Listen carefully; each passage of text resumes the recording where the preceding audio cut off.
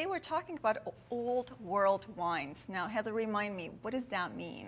Old world wines are everything that is made in Europe.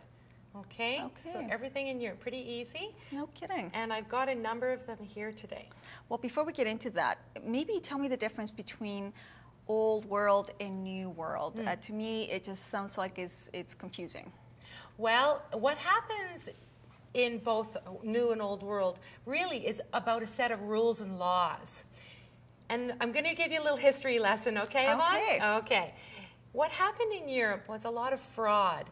There were wines being made that were inferior, and it was ruining the industry. What they would do is make really inexpensive wine and then pour it in a very nice bottle and pass it off as something really expensive. In the old world? Yes, and this was, I would say this was in the last, before 1935. Okay, so think about 100 years before 1935 that this was going on. It got worse and worse until finally a group of winemakers and lawyers got together and decided that they need to change the way things happened. Okay. And a whole roster of rules were set up. And I can start with these wines. Okay.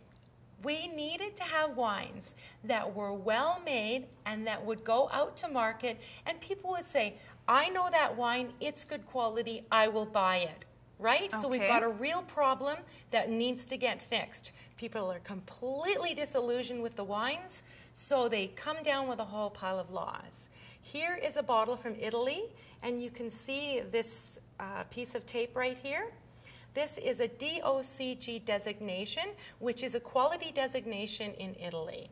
And this little piece of tape is government controlled. So a winery, if they say they're going to make 60,000 bottles of this wine, they get 60,000 of these tapes. And that's all they can make? That's all they can make. So you better not get it wet or ruin it, because you don't get a replacement. Okay. But it does prove that it's gone through quality inspections, that it's had the correct amount of aging and winemaking practices. Okay. Okay?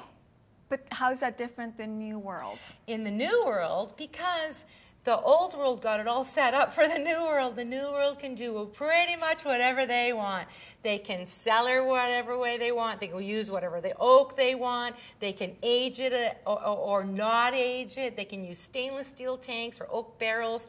Really, everything is controlled in Europe with regards to irrigation or not, how many grapevines you can grow in a vineyard, how many you're allowed to pick from a vineyard, and then everything to do with all the winemaking practices. It is very restrictive for Europeans.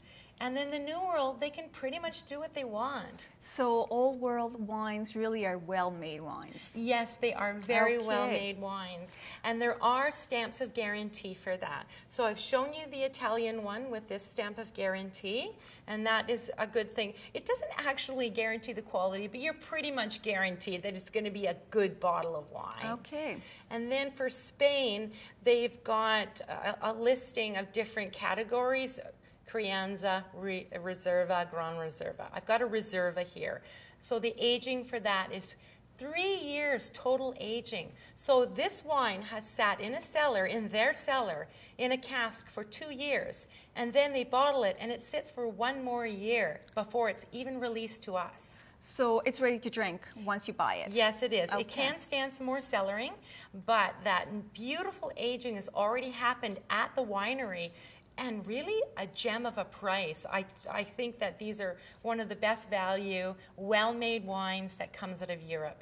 So what are we talking? What price range, Heather? These wines can be between $20 and $25 for a wine that sat in somebody's winery for 3 years. That's great. They haven't sort of caught on, and maybe I shouldn't say this, that the real estate that it's taking up and the time it's taking up is not added on to the price of the bottle. Okay. So if you see any Rioja wines, and the different kind of aging categories, all of them are very good and very good value. Highly recommend. Now you have some whites here as well. Do they go through the same process? Well, white wines can be aged as well. And when I got into this wine biz, I didn't realize that white wines could age as well as red wines. But there you go.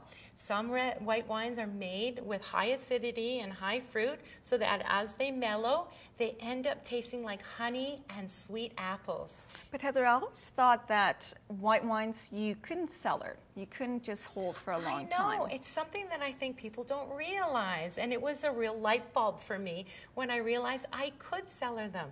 I've got a beautiful one here. It has the designation Grand Cru, a Grand Cru, if we want to say it in Canadian. Okay. And that means it's been made very well under specific conditions. It's a beautiful wine, and it can sit in the cellar and mellow out a bit. This is ready to drink now, though, if you would like. Not a lot of cellaring.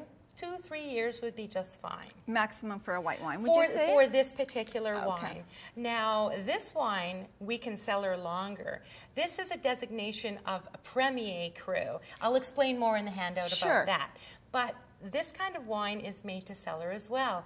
And Chablis, a good Chablis that's meant to lay down, can honestly lay down 10, 20 or more years. And Heather, what does a Chablis stand for again? Chablis is Chardonnay.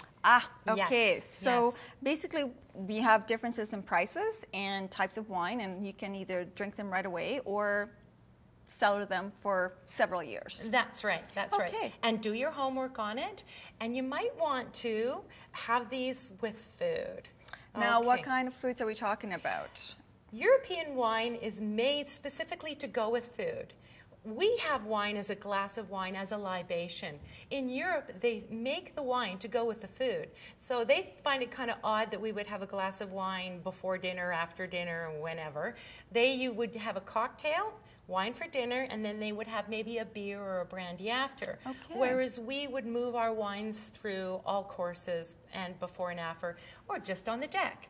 Right. So these are specifically made to go with a good set of food and meals. That's right. Yeah. It's got to stand up to the food. We don't want the food to kind of collapse and the wine to take it over. So we want the wines to be sturdier. So European wines tend to be more tannic, more acidic, more robust to hold on to food. And your New World wines are a little more smoothed out and to have by themselves. So remembering that a good bottle of wine is worth buying, and when it's well made, and there's rules that sometimes are frustrating to understand, but well worth the effort. Excellent. For more information on well-made all-world wines, please come to our website where the handout will be ready for you to download.